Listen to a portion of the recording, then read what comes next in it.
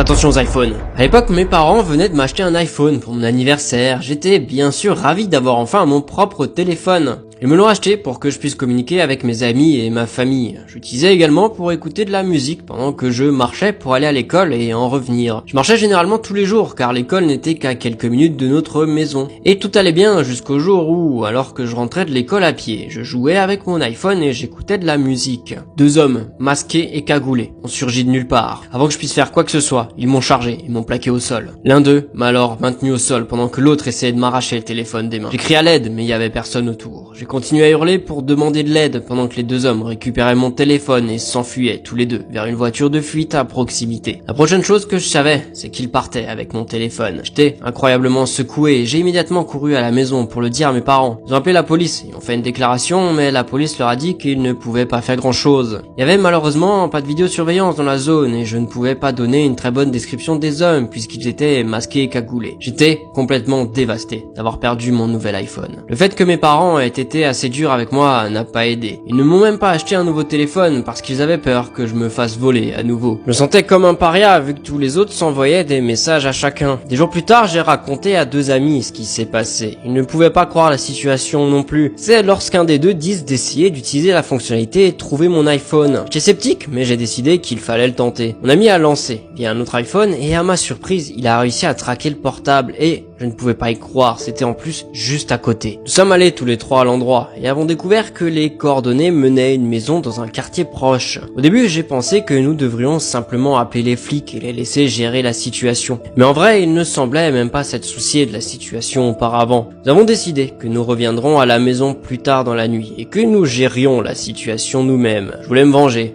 Nous savions que nous étions les seuls à pouvoir obtenir ma vengeance. Nous avions envisagé plusieurs scénarios différents. Finalement, nous avons décidé d'un plan où nous cachions et mettions le feu à la maison. Nous étions tous un peu hésitants et effrayés, mais nous avons convenu que nous devions le faire. Plus tard dans la nuit, j'ai attendu que mes parents s'endorment, puis je me suis faufilé hors de la maison en portant un masque et une capuche. J'ai ensuite rejoint mes amis au parc voisin. Puis nous avons commencé à marcher tous les trois vers la maison avec nos provisions. Nous avions tous apporté de l'essence et d'autres produits pour nous assurer que la maison brûlerait. Nous ne sommes pas beaucoup parlé en marchant vers la maison. Nous étions trop nerveux. Nous savions tous que ce que nous faisions était dangereux, mais cela faisait du bien de prendre les choses en main. Lorsque nous sommes arrivés à la maison, nous sommes devenus encore plus silencieux. Nous sommes lentement faufilés vers elle et avons commencé à verser l'essence. Une fois que nous avons terminé, il ne restait plus qu'une chose à faire. Et instantanément, la maison a pris feu. Nous avons tous couru, aussi vite que possible avant que quiconque ne puisse nous repérer. Puis nous sommes chacun allés dans nos maisons respectives. Je suis arrivé à la maison, je me suis faufilé à l'intérieur.